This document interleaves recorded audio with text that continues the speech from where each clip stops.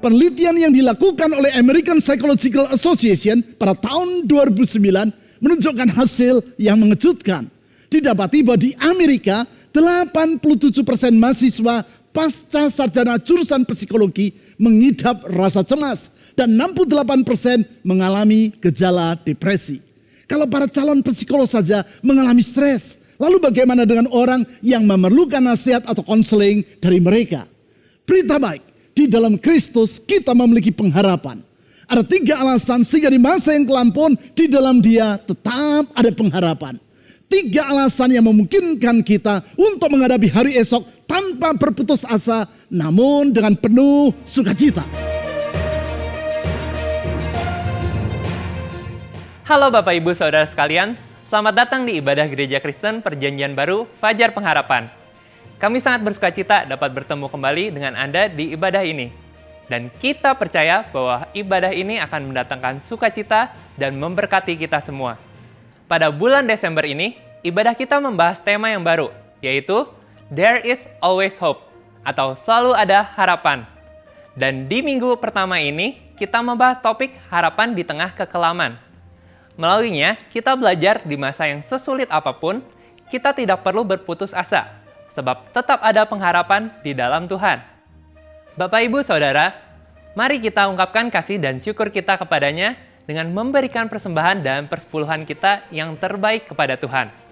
Anda dapat memberikan persembahan dan persepuluhan Anda dengan mengirimkannya ke nomor rekening di layar atau men-scan QR Code dengan menggunakan aplikasi dompet digital yang tertera di layar Anda.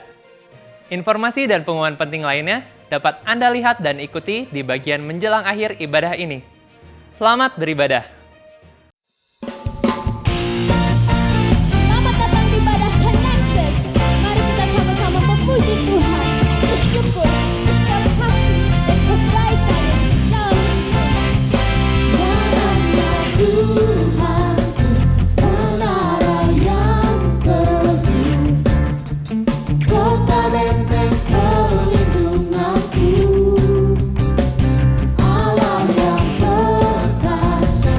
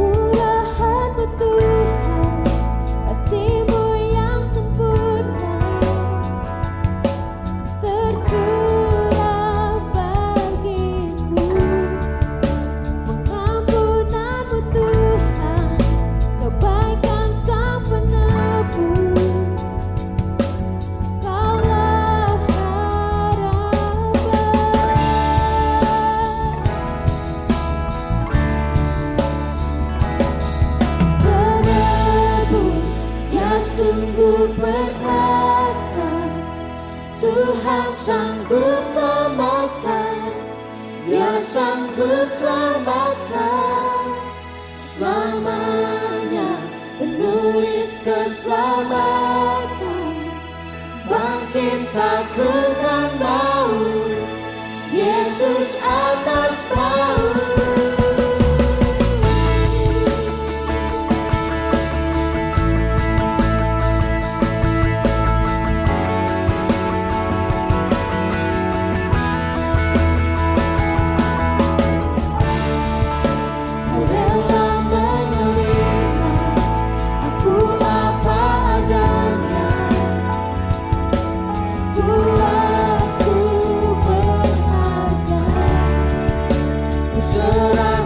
Hidupku, segala yang ku percaya,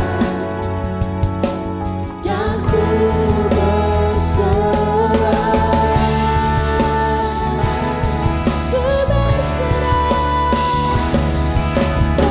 penebus, Dia sungguh perkasa, Tuhan sanggup selamatkan, Dia sanggup selamatkan.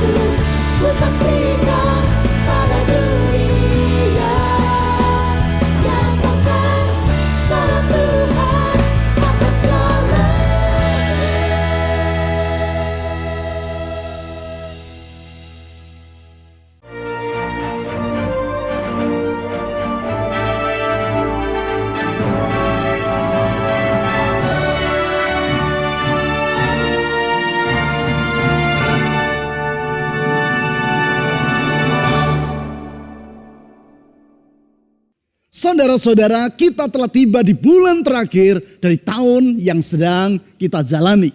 Dengan memasuki bulan Desember ini, berarti ibadah secara onsite di satelit gereja kita di Bandung Utara sudah berlangsung selama 1 bulan.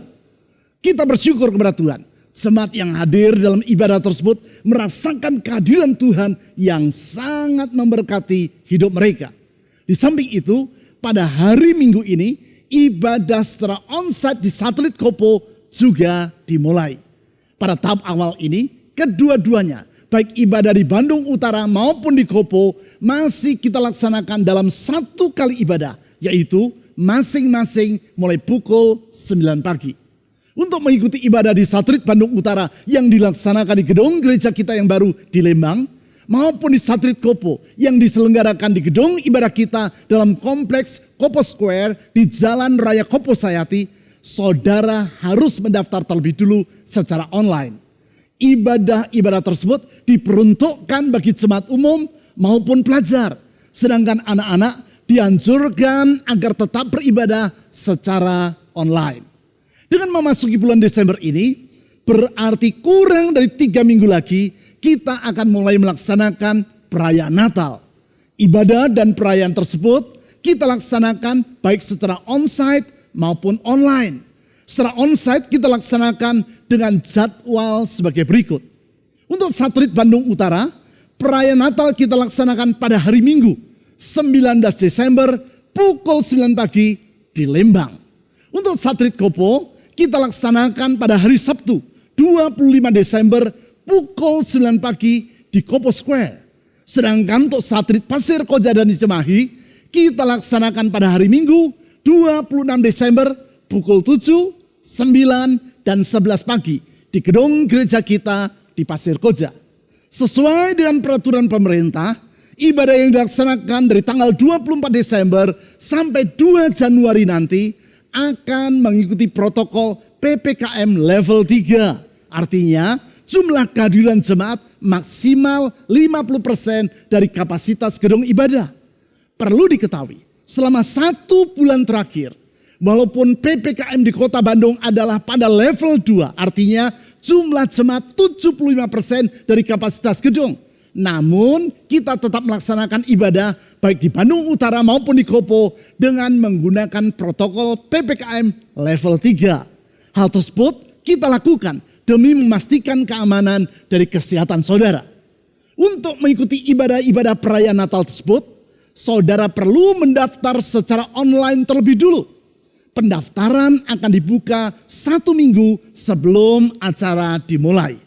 Harap dicatat bahwa walaupun ibadah secara onsite, yaitu di gedung-gedung gereja kita sudah berlangsung, namun ibadah secara online akan tetap kita laksanakan seperti selama ini. Sebab tidak semua jemaat dapat mengikuti ibadah secara onsite.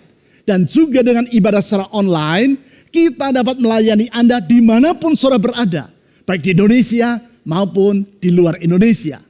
Sekarang, sebelum kita mempelajari firman Tuhan, saya mengajak saudara untuk terlebih dulu berdoa bagi ibadah onsite di Satelit Bandung Utara dan Satelit Kopo, serta bagi persiapan perayaan-perayaan Natal kita. Mari kita berdoa. Tuhan Yesus, kami bersyukur. 1 bulan terakhir Engkau telah memberkati ibadah onsite yang kami laksanakan di Lembang. Tuhan, kami bersyukur untuk kehadiran-Mu. Kami berdoa sekarang untuk ibadah baik di Lembang maupun di Kopo. Tuhan berkati kehadiran-Mu yang menguatkan, membaharui, menyegarkan, itu yang kami perlukan. Kami menyerahkan juga ibadah perayaan Natal di akhir Desember nanti, baik untuk Satelit Bandung Utara di Lembang, di Kopo maupun di Pasir Koja, untuk jemaat Pasir Koja dan Cimahi. Tuhan berkati semuanya, sehingga ibadah ini menyenangkan hati-Mu dan mendatangkan sukacita, pengharapan, dan meneguhkan iman dari jemaat-Mu. Kepada-Mu ya Tuhan Yesus, kami mengangkat doa. Amin. Saudara, mungkin Anda pernah mendengar kalimat yang berbunyi, "What's in a name? That which we call a rose by any other name would smell just as sweet." Apakah arti sebuah nama? Sehingga jika sekuntum bunga mawar kita sebut dengan nama apapun juga, aromanya akan tetap sama harumnya. Kalimat yang ditulis oleh William Shakespeare, sastrawan dari Inggris yang sangat terkenal dalam naskah drama yang ia gubah dan yang berjudul Romeo and Juliet tersebut adalah memang benar. Walaupun bunga mawar kita sebut sebagai bunga plastik, tetap saja aromanya tidak akan berkurang ataupun berubah. Oleh kalimat tadi, Shakespeare bermaksud untuk berkata bahwa nama hanyalah sekadar penunjuk dari identitas seseorang dan tidak akan berdampak terhadap pribadi yang menyandangnya. Sebagai contoh, seorang bocah yang diberi nama Sabar Belum tentu ketika sudah dewasa, ia akan menjadi seorang yang berhati sabar seperti saya. Demikian pula seorang yang diberi nama hemat, bisa jadi sesudah dewasa ternyata ia bersifat boros. Hanya saja berlainan dengan apa yang dikemukakan oleh Shakespeare. Nama-nama dalam Alkitab acap kali bukanlah sekadar penunjuk dari identitas seseorang. Walaupun tidak selalu demikian, ternyata kita dapati nama-nama di dalam Alkitab seringkali berkaitan dengan sifat ataupun latar belakang dari pribadi yang menyandangnya. Sehingga acap kali dari nama seseorang dalam Alkitab, kita dapat mengenali kepribadian dari yang bersangkutan. Hal itulah yang dapat kita lihat dalam diri Yesus, Sang Mesias atau Kristus. Di dalam Alkitab kita mendapati berbagai nama sebutan tentang yang bersangkutan. Semua nama-nama tersebut menjelaskan siapakah Yesus yang sebenarnya serta menggambarkan sifat-sifatnya. Oleh karena itu, di sepanjang bulan ini saya mengajak saudara untuk mempelajari nama-nama dari Yesus, Sang Mesias. Khususnya yang dinubuatkan oleh Nabi Yesaya 700 tahun sebelum kelahirannya. Telaah ini saya lakukan dengan dua latar belakang. Latar belakang yang pertama yaitu dalam rangka menyiapkan hati kita untuk menyambut perayaan Natal di akhir bulan nanti. Natal yaitu peristiwa kelahiran Yesus Kristus di dunia 2000 tahun yang lampau. Dengan memahami makna dari nama-nama Yesus tersebut, kita akan semakin mengenal siapakah Yesus Kristus yang sebenarnya dan mengapa ia perlu lahir dan hadir di tengah umat manusia. Latar belakang yang kedua yaitu karena dalam 1,5 tahun terakhir kita telah melewati masa yang sangat tidak mudah yang belum pernah kita alami sebelumnya, yaitu sehubungan dengan pandemi yang melanda seluruh dunia. Pandemi yang bukan saja berdampak terhadap kesehatan jasmani maupun jiwani dari banyak orang, tetapi juga telah mengubah tatanan sosial dan kehidupan ekonomi dari semua orang. Sebagai contoh, kita tidak lagi dapat bepergian seleluasa seperti di masa lampau. Ketika bertemu dengan orang lain, kita harus mengambil jarak secara fisik dan kita tidak lagi dapat memberi salam dengan menjabat tangan dari yang bersangkutan. Belum lagi dari sisi ekonomi. Cara orang berbelanja juga mengalami perubahan. Banyak orang yang tadinya berbelanja di supermarket, sekarang berbelanja secara online. Beberapa waktu yang lalu, saya melakukan perjalanan ke Papua. Penerbangan Jakarta Jayapura yang biasanya penuh dengan penumpang, sekarang hanya diisi oleh sekitar 1/3 dari jumlah tempat duduk dalam pesawat yang digunakan. Bandara juga dalam keadaan lengang dan relatif sepi dari penumpang.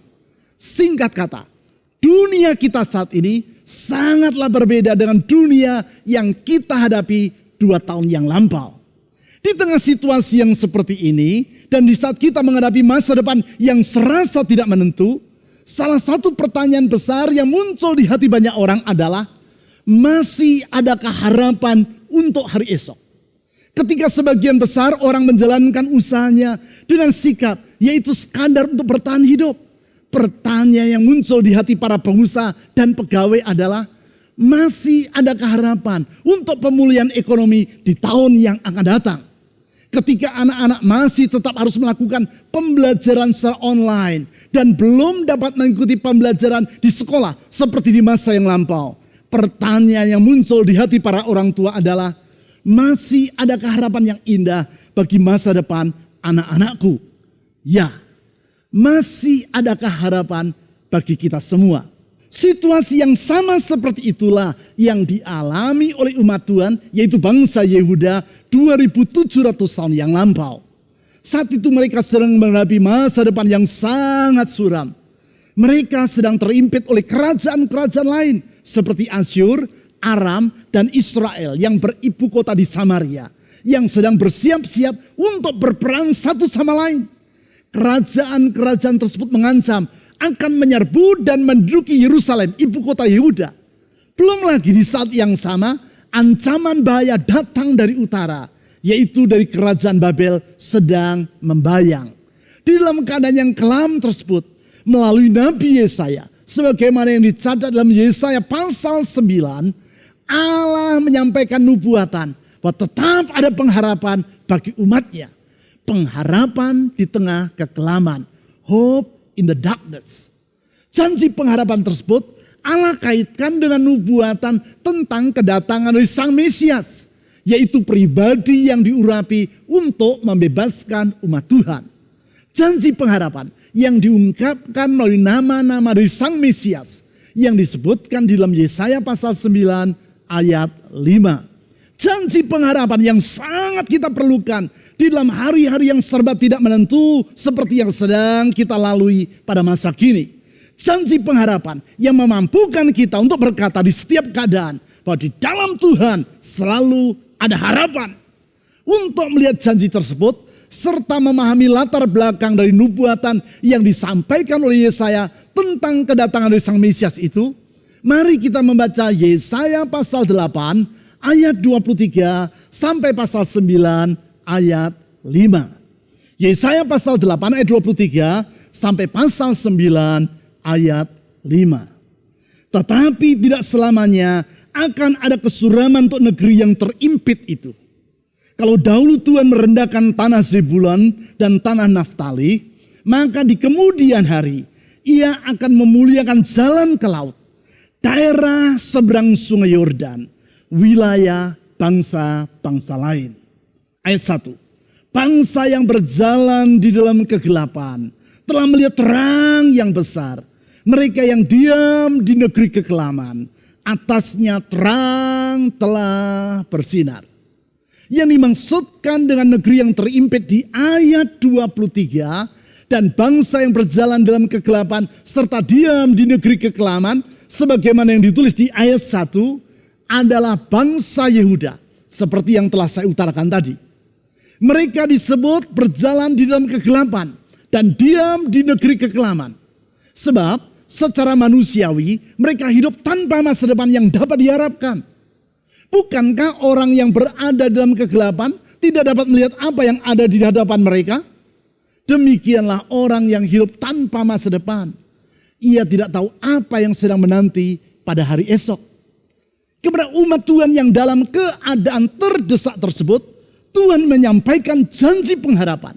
Yaitu dengan berkata di ayat 23 bahwa tidak selamanya akan ada kesuraman untuk negeri yang terimpit itu. Lebih jauh, di ayat 1 ia berjanji, bagi mereka yang berjalan dalam kegelapan dan diam di dalam kekelaman, yaitu atasnya terang telah bersinar. Itulah pengharapan bagi mereka yang terimpit dan hidup di dalam kekelaman. Itulah pengharapan bagi mereka yang dalam keadaan terdesak, tak berdaya, dan menghadapi hari esok yang serba tidak menentu. Itulah pengharapan bagi semua kita yang hidup di masa kini dan yang sedang mendengarkan uraian firman Tuhan ini. Di dalam Tuhan selalu ada harapan.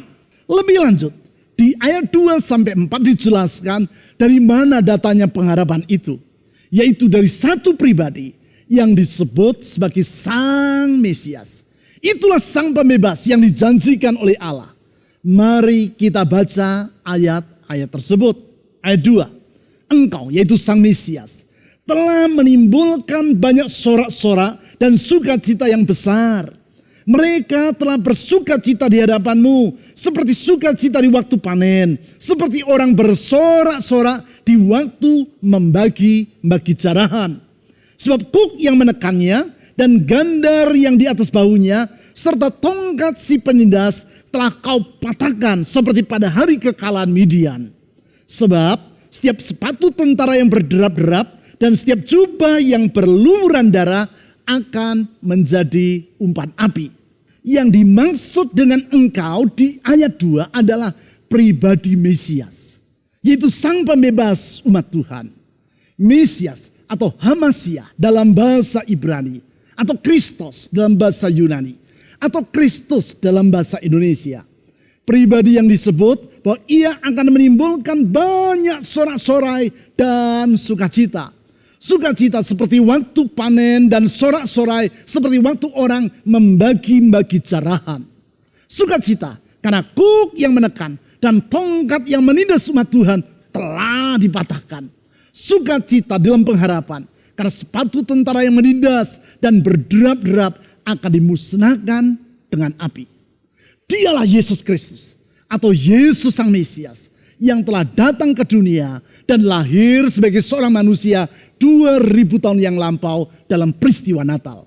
Oleh karena itu, di dalam Matius pasal 4 ayat 13 sampai 16 secara lugas dan rinci disebut penubuatan dalam Yesaya pasal 8 ayat 23 sampai pasal 9 ayat 4 ini telah digenapi di dalam Yesus Kristus.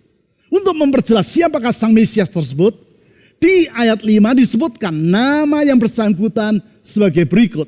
Ayat 5. Sebab seorang anak telah lahir untuk kita. Seorang putra telah diberikan untuk kita. Lambang pemerintahan ada di atas bahunya. Dan namanya disebutkan orang penasihat ajaib, Allah yang perkasa, Bapa yang kekal, Raja damai. Di sini kita melihat 4 nama dari Sang Mesias, yaitu penasihat ajaib, Allah yang perkasa, Bapa yang kekal, dan Raja damai. Nama-nama itu menunjukkan bahwa yang bersangkutan bukanlah seorang manusia biasa, tetapi pribadi Allah sendiri yang datang ke dunia sebagai manusia untuk membebaskan umatnya. Melalui nama-nama Sang Mesias tersebut, kita mengenal siapakah Yesus Kristus yang sebenarnya. Dan untuk apa dia lahir di dunia.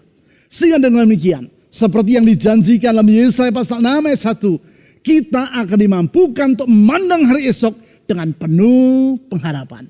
Hari ini kita akan melihat nama pertama dari antara keempat nama Sang Mesias yang disebutkan di ayat 5 yang telah kita baca tadi. Yaitu bahwasanya namanya disebutkan orang penasihat ajaib. Sang penasihat ajaib atau dalam bahasa Inggris yaitu the wonderful counselor. Pribadi yang memungkinkan kita untuk hidup dengan penuh pengharapan. Ada 3 alasan mengapa kita dapat hidup dengan penuh pengharapan. Yaitu yang pertama, karena Sang penasihat ajaib memahami keadaan kita. Saya ulang, yang pertama, karena Sang penasihat ajaib yaitu Mesias memahami keadaan kita. Ini merupakan hal yang sangat mendasar bagi seorang konselor atau penasehat. Hal tersebut antara lain dikemukakan oleh Bob Clement dan Steve Fyers, 2 orang doktor dalam bidang konseling dalam buku yang mereka tulis secara bersama-sama dan yang berjudul Christ-Centered Biblical Counseling. Dalam buku tersebut mereka menulis, a productive counseling relationship requires that counselor understand as best he can how his friend experiences life, particularly in regard to the issue at hand. Artinya, suatu relasi konseling yang produktif mensyaratkan bahwa seorang konselor sedapat mungkin memahami bagaimana temannya, maksudnya orang yang ia konseling, mengalami kehidupan, khususnya dalam hal masalah yang sedang ia hadapi. Untuk maksud itu, yaitu untuk memahami keadaan dari orang yang sedang ia konseling, seorang konselor akan mengajukan pertanyaan-pertanyaan atau berupaya agar orang yang ia konseling bersedia mendiskusikan situasi dan kehidupan mereka. Hanya dengan demikian, barulah sang konselor akan dapat memberi nasihat yang diperlukan. Hal ini sama seperti seorang dokter. Sebelum ia menulis resep maupun melakukan tindakan medis lainnya, yang bersangkutan akan mengajukan beberapa pertanyaan kepada sang pasien. Memeriksa si pasien dengan peralatan seperti stetoskop. Dan bila perlu, meminta sang pasien pergi ke laboratorium medis guna diperiksa secara lebih mendalam. Tujuan dari sang dokter adalah untuk memahami keadaan dari sang pasien. Coba bayangkan kalau saudara pergi berobat kepada seorang dokter. Saudara masuk ke dalam ruang praktek yang bersangkutan. Dan sang dokter mempersilakan saudara untuk duduk. Kemudian tanpa bertanya, ada keluhan apa Pak atau Bu? Dan sama sekali tanpa memeriksa saudara, sang dokter langsung menulis resep dan memberikannya kepada saudara. Bukan itu saja, ia juga langsung berkata, hari Senin depan harap datang ke rumah sakit untuk dioperasi jantung. Kira-kira apa reaksi saudara? Jangankan menuruti nasihat sang dokter tentang operasi jantung, membeli obat di apotek sesuai dengan resep yang ia berikan, saudara tidak akan mau. Mengapa? Karena bagaimana mungkin sang dokter dapat memberikan obat yang tepat kalau ia tidak memahami kondisi saudara? Singkat kata, sebagaimana dengan seorang dokter, maka seorang konselor atau penasihat yang baik adalah seorang yang memahami keadaan saudara.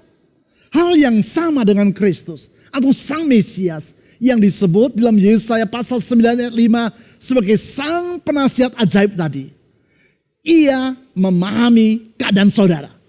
Hanya saja bila para konselor tadi harus terlebih dulu bertanya ini dan itu untuk memahami keadaan Anda, maka tidak demikian halnya dengan Yesus. Sang penasihat ajaib itu. Ia maha tahu. Sehingga tanpa usah bertanya, ia sudah mengetahui keadaan saudara secara menyeluruh dan dengan sepenuhnya.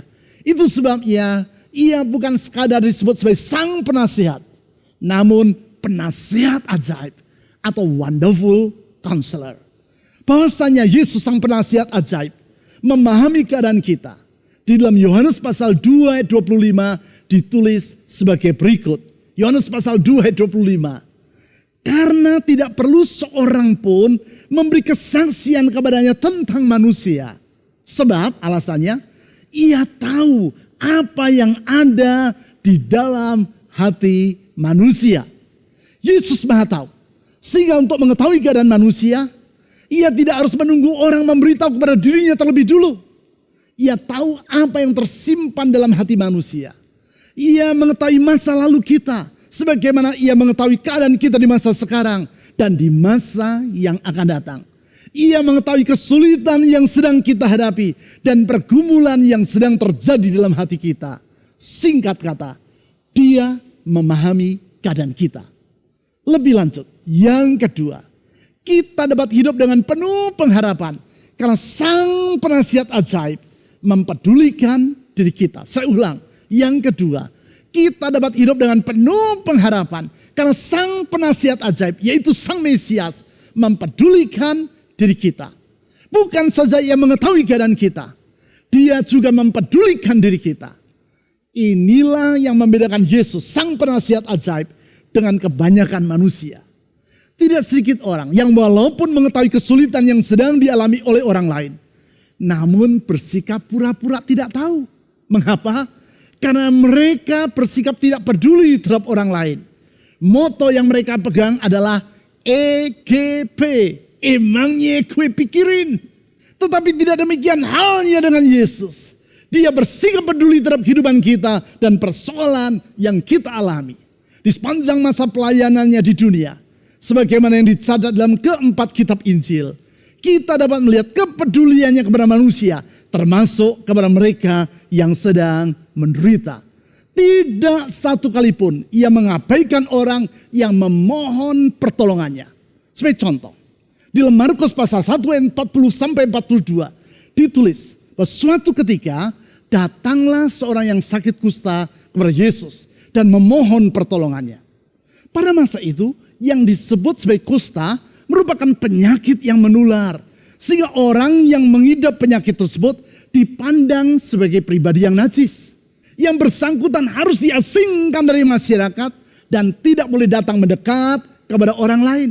Siapa saja yang bersentuhan dengan orang yang menderita sakit kusta akan dipandang sebagai orang yang najis juga.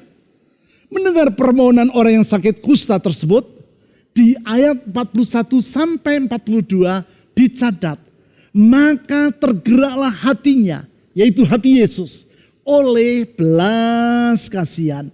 Lalu perhatikan, ia mengulurkan tangannya, menjamah orang itu dan berkata kepadanya, aku mau, jadilah engkau tahir. Seketika itu juga lenyaplah penyakit kusta orang itu dan ia menjadi tahir. Sesungguhnya untuk menyembuhkan orang yang sakit kusta ini, Yesus cukup mengucapkan sepatah kata saja tanpa usah menyentuhnya. Cukup berkata sembuh, maka orang itu akan sembuh. Ia tidak perlu menjamah orang tersebut. Apalagi dengan menyentuh yang bersangkutan, maka Yesus akan dipandang sebagai orang yang ikut menjadi najis. Tetapi sebagaimana yang dicatat di ayat 41, Yesus mengulurkan tangannya dan menjamah si orang kusta itu. Dengan cara demikian, ia menunjukkan bahwasanya dia adalah pribadi yang peduli terhadap semua orang, termasuk kepada mereka yang menderita. Tidaklah mengherankan tentang Yesus. Di dalam 1 Petrus pasal 5 ayat 7 ditulis sebagai berikut. Serahkanlah segala kekhawatiranmu kepadanya, sebab ia yang memelihara kamu. Dalam bahasa Inggris, ayat ini diterjemahkan sebagai berikut. Cast all your anxiety on him because he cares for you. Serahkan semua kekhawatiranmu kepadanya, sebab dia mempedulikan dirimu. Oleh karena itu, apapun kesulitan yang sedang Anda hadapi, tidak perlu saudara merasa khawatir. Datanglah kepada Yesus, Sang penasihat ajaib itu, dan serahkanlah kekhawatiranmu kepadanya, sebab dia mempedulikan dirimu. Kepedulian Yesus ini bertolak belakang dengan sikap manusia pada umumnya. Sebagaimana yang diutarakan oleh Ella Wheeler Wilcox, sastrawan dari Amerika Serikat yang hidup di abad yang silam, dalam kumpulan puisi yang berjudul Solitude. Di situ ia menulis, "Laugh and the world laughs with you. Weep and you weep alone." Tertawalah dan dunia akan tertawa bersama dirimu. Menangislah dan engkau akan menangis sendirian. Kalimat yang ditulis oleh Ella Wilcox ini di kemudian hari menjadi kalimat yang sangat terkenal. Karena apa yang ia utarakan tersebut memang menggambarkan sikap dari kebanyakan orang terhadap penderitaan orang lain. Ketika orang lain tertawa, ia tertawa. Ketika orang lain menangis, ia bersikap tidak peduli. Tetapi tidak demikian halnya dengan Yesus. Ia bersikap peduli kepada kita. Itulah yang dikemukakan oleh Sivilla D. Martin dalam lagu yang ia kubah dengan judul God Will Take Care of You. Tuhan akan mempedulikan dirimu. Lagu pujian yang diterjemahkan ke dalam bahasa Indonesia dan dimuat dalam Kidung Jemaat dengan judul Apapun Juga Menimpamu. God will take care of you through every day, all on the way. He will take care of you. God will take care of you. Apapun yang sedang saudara alami, ingatlah bahwa Yesus Kristus, Sang Mesias, mempedulikan dirimu. Sekarang yang ketiga, kita dapat hidup dengan penuh pengharapan karena Sang Penasihat Ajaib mampu menyediakan jalan keluar bagi kita. Saya ulang, alasan yang ketiga, karena Dia Sang Penasihat Ajaib, yaitu Mesias, mampu menyediakan jalan keluar bagi kita.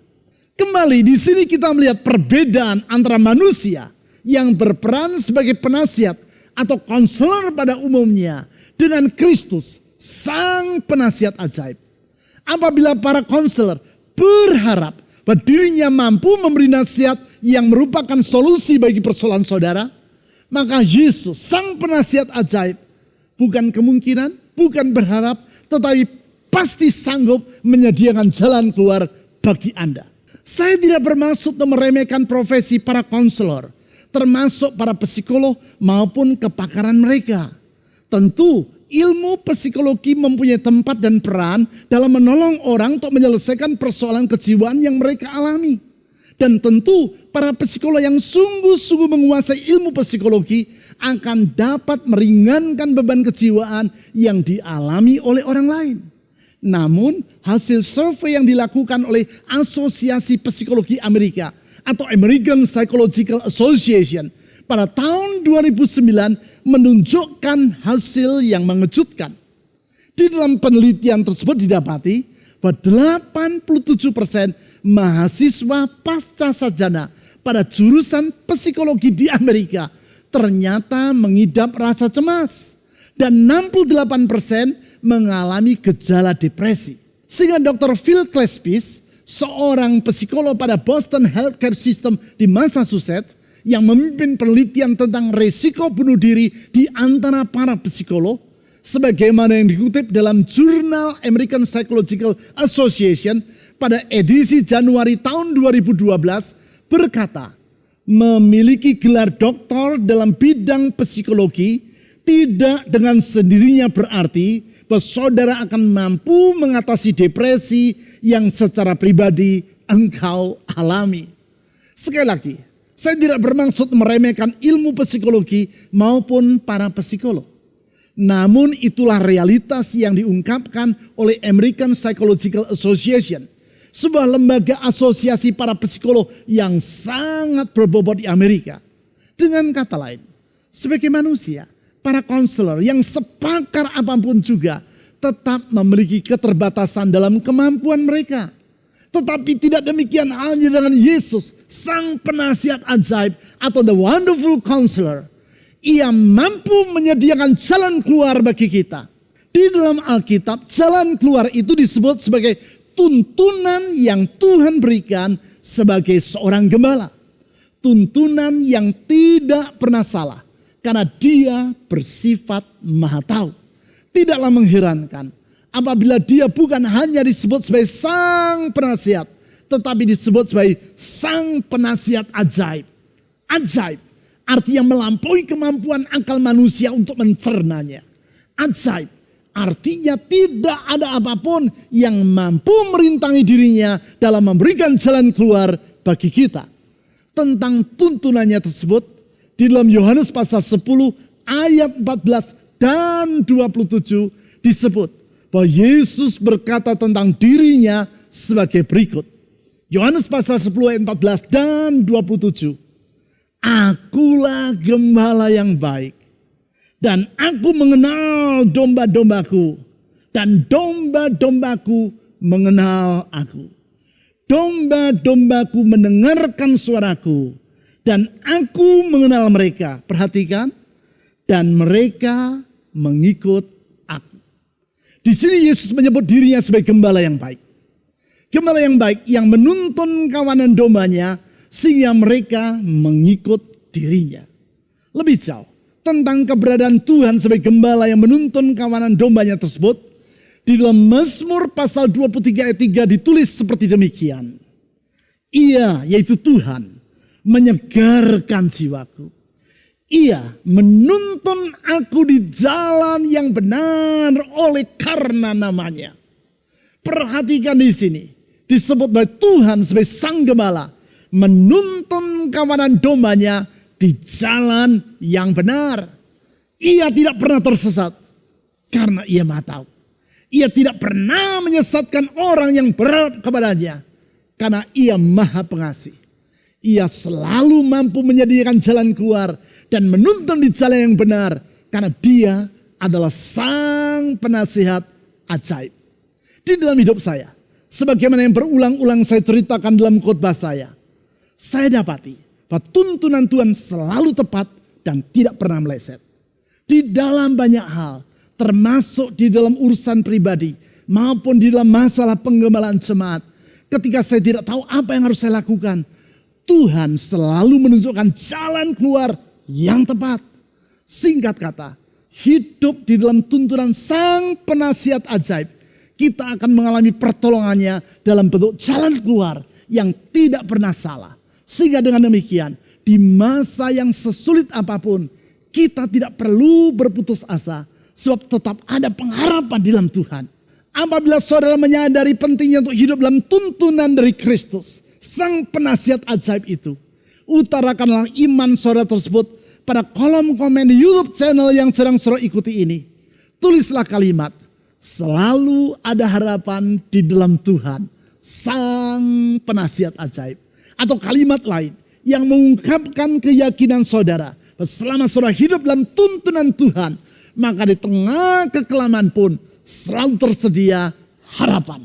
Kita bersyukur bahwa 2000 tahun yang lampau, sang penasihat ajaib, yaitu Yesus Kristus, telah lahir di dunia.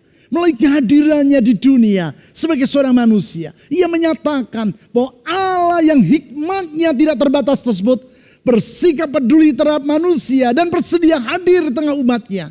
Itu sebabnya di dalam Matius pasal 1 ayat 23 kepada Yusuf, tunangan dari Maria, malaikat Tuhan berkata melalui mimpi, bahwa Yesus yang dikandung oleh Maria sesuai dengan nubuatan dalam Yesaya pasal 7 ayat 14 akan disebut sebagai Immanuel, yang artinya adalah Allah menyertai kita. Apabila Yesus, sang hikmat Allah yang memahami keadaan kita, yang bersikap peduli terhadap diri kita, dan mampu menyediakan jalan keluar bagi kita, itu yang menyertai kita, maka berarti sesungguhnya ada pengharapan bagi kita. Menyongsong masa depan, kita tidak perlu merasa takut karena ada pengharapan bagi kita. Menghadapi hari-hari sepanjang tahun yang baru dan yang ada di hadapan kita, kita tidak perlu merasa khawatir karena ada pengharapan bagi kita. Menanggapi berbagai perubahan yang sudah terjadi di masa sekarang dan yang masih akan terjadi di hari esok, kita tidak perlu berputus asa karena Yesus sang penasihat ajaib menjamin bahwa ada pengharapan bagi kita. Sebentar saya akan mengajak saudara untuk berdoa, menyerahkan kehidupan dan masa depan kita ke dalam tangan Tuhan, sang penasihat ajaib itu. Kita percaya bahwa hikmat-Nya tidak terbatas dan kasih setianya tetap untuk selama-lamanya. Sudah berdoa, kita akan menaikkan pujian untuk mensyukuri kesetiaan Tuhan terhadap janji dan firman-Nya. Dimanapun saudara saat ini sedang berada, nyanyikan pujian itu dengan segenap hatimu. Selanjutnya, kita akan mensyukuri kasih dan pengorbanan Tuhan Yesus dengan mengambil bagian dalam perjamuan kudus. Percayalah, di dalam Tuhan Yesus, bahkan ketika saudara sedang menghadapi masa yang kelam, saudara tetap dapat hidup dengan penuh pengharapan. Mari kita berdoa. Tuhan Yesus, kehadiran-Mu di dunia 2000 tahun yang lampau membuktikan betapa besar kasih-Mu bagi kami. Engkau limpah dengan kasih setia. Kepada manusia yang hina, Engkau memberikan perhatian yang begitu istimewa. Engkau hadir dan lahir di dunia untuk menderita sengsara bagi kami di kayu salib, menebus kami dari kegelapan dosa, membentangkan masa depan yang baru bagi kami, menghapuskan masa lampau kami, dan menyertai kami hari demi hari dengan kesetiaan-Mu. Engkau memelihara kami dan tak pernah mengingkari janji-Mu. Tak pernah Engkau biarkan kami menghadapi kesulitan seorang diri. Tetapi Engkau selalu menyertai kami, menuntun kami, membuka jalan bagi kami di saat tiada jalan. Mengulurkan pertolongan-Mu tepat pada waktunya. Sungguh besar kasih-Mu. Sungguh ajaib kasih-Mu. Sungguh mulia kasih-Mu. Karena itu kami percaya Tuhan Yesus, apapun yang kami alami dan hadapi ini, kami tidak pernah seorang diri, Tuhan selalu menyertai kami. Dan sekarang saya berdoa, ulurkan tangan kasih setiamu menjamah setiap orang yang memanggil nama-Mu dan memerlukan pertolongan-Mu. Bukalah jalan di saat tiada jalan. Ulurkan kuasa mujizat-Mu. Ulurkan pertolongan-Mu yang tidak kunjung berhenti itu. Tuhan Yesus, angkat beban dalam jiwa anak-anak-Mu. Pulihkan pengharapan mereka. Karena kami percaya Tuhan Yesus, di dalam Engkau kami punya masa depan. Di dalam Engkau kami punya pengharapan. Di dalam Engkau kami punya jalan keluar. Dalam nama Tuhan Yesus, Raja di atas segala raja, Allah yang penuh dengan kasih dan setia, kami mengangkat doa dan permohonan di dalam nama Tuhan Yesus. Amin. Sekarang ku memuji-Mu, Allah yang setia, yang tak pernah meninggalkan perbuatan tangan-Mu. Sekarang ku menyembah-Mu, Allah yang mulia, sempurnakan segenap hidupku. Ada indah bagimu.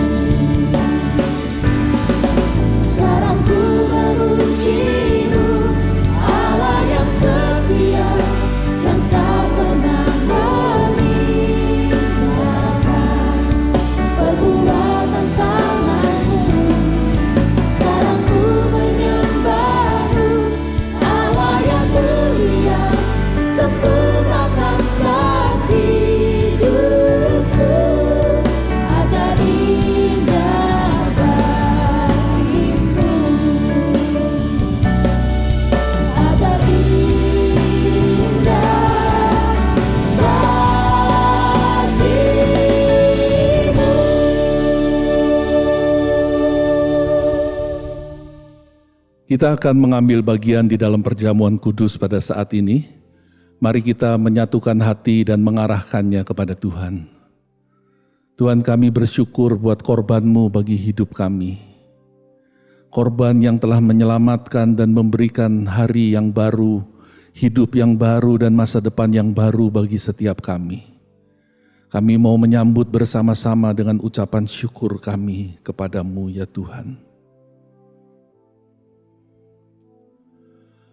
Pada malam waktu ia diserahkan, mengambil roti dan sesudah itu, ia mengucap syukur atasnya. Ia memecah-mecahkannya dan berkata, "Inilah tubuhku yang diserahkan bagi kamu. Perbuatlah ini menjadi peringatan akan aku." Tuhan, terima kasih buat tubuh-Mu yang sudah dipecahkan bagi kami, supaya kami dipulihkan di dalam Engkau. Terima kasih Tuhan buat korban-Mu bagi hidup kami. Kami menyambut sekarang roti perjamuan yang kudus ini dengan ucapan syukur kami kepada-Mu di dalam nama Tuhan Yesus Kristus.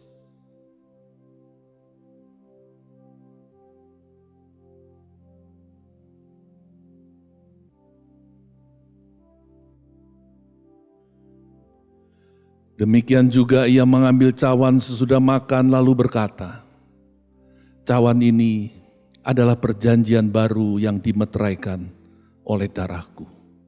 Perbuatlah ini setiap kali kamu meminumnya, menjadi peringatan akan aku." Tuhan, kami bersyukur buat darah-Mu yang sudah dicurahkan bagi setiap kami, menghapus dosa-dosa kami, mengampuni setiap kesalahan dan pelanggaran kami.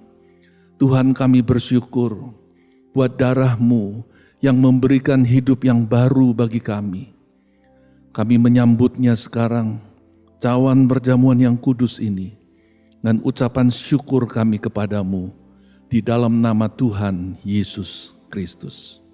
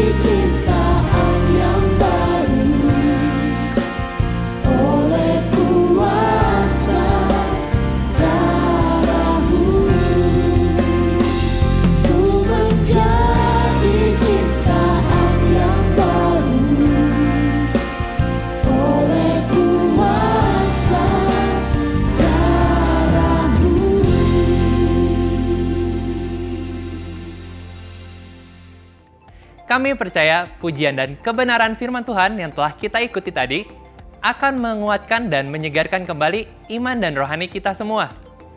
Mari kita ikuti informasi berikut ini.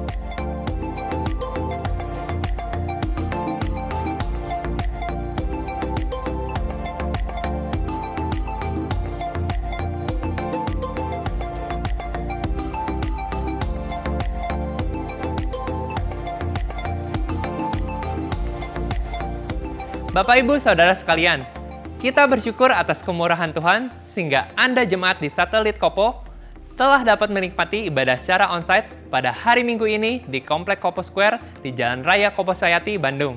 Ibadah yang diperuntukkan bagi jemaat umum dan pelajar tersebut akan kita laksanakan setiap hari Minggu pukul 9 pagi. Dan untuk mentaati protokol kesehatan yang berlaku, maka Anda harus mendaftarkan diri terlebih dahulu secara online karena tempat terbatas. Ketentuan dan tata cara pendaftaran dapat Anda lihat pada slide yang tertera di layar Anda. Sedangkan untuk anak-anak dianjurkan untuk tetap beribadah secara online.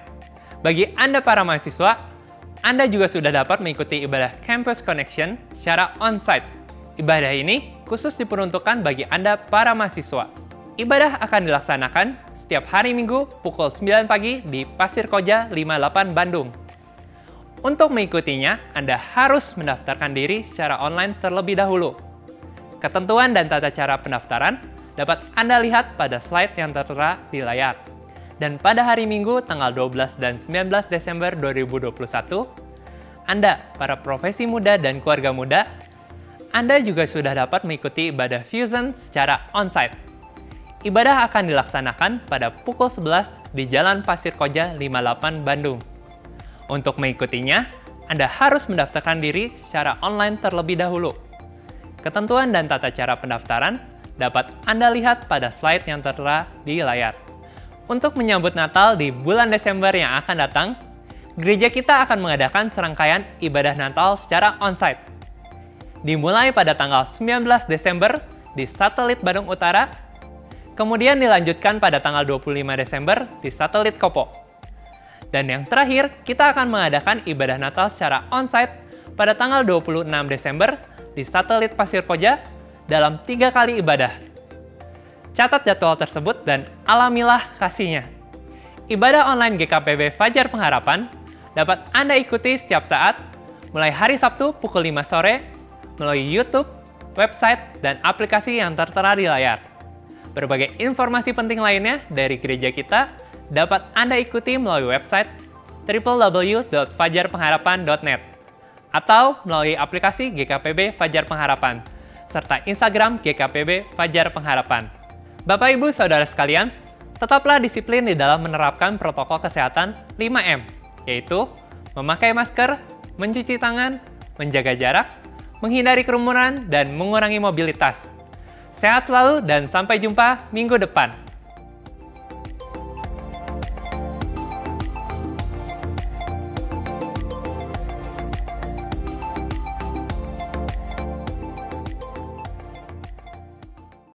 Saudara-saudari, kita akan mengakhiri ibadah dengan ucapan syukur kepada Tuhan. Mari kita berdoa. Allah yang Maha Besar, Allah yang mengasihi kami, kepadamu kami menaikkan pujian dan ucapan syukur kami. Kami bersyukur kepadamu ya Tuhan, karena Engkau telah berkenan menghapuskan masa lalu kami yang kelam dan membentangkan masa depan yang penuh dengan pengharapan. Kami bersyukur untuk firman-Mu ya Tuhan, yang meneguhkan kami bahwa Engkau Allah sangat mengasihi kami.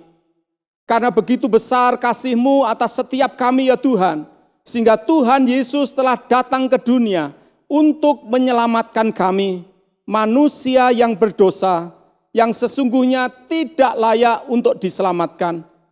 Kami bersyukur kepadamu ya Tuhan, karena Engkau berkenan untuk memimpin perjalanan hidup kami, sehingga kami dapat menjalani hidup yang penuh dengan sukacita dan kebahagiaan. Kami bersyukur kepadamu ya Tuhan, karena rancangan-Mu indah bagi setiap kami. Kami berdoa untuk setiap umat-Mu ya Tuhan, berkati setiap umat-Mu dengan keberhasilan, berkati setiap keluarga dengan sukacita dan kebahagiaan, berkati setiap usaha pekerjaan umat-Mu ya Tuhan, supaya di masa yang tidak mudah ini, ada jalan keluar untuk setiap usaha pekerjaan umat-Mu. Berkati kesehatan umat-Mu, Engkau melindungi dari segala mara bahaya. Tuhan, kami berdoa untuk setiap umat-Mu yang sudah dan yang akan memberikan persembahan, baik persembahan ucapan syukur maupun persepuluhan. Limpahkanlah berkat-Mu ya Tuhan dalam kehidupan umat-Mu. Dan dengan keyakinan akan kasih Tuhan kami berdoa, kiranya berkat dari Bapa di surga, kasih dari Tuhan Yesus Kristus, dan kekuatan dari Roh Kudus dinyatakan dalam kehidupan setiap kami.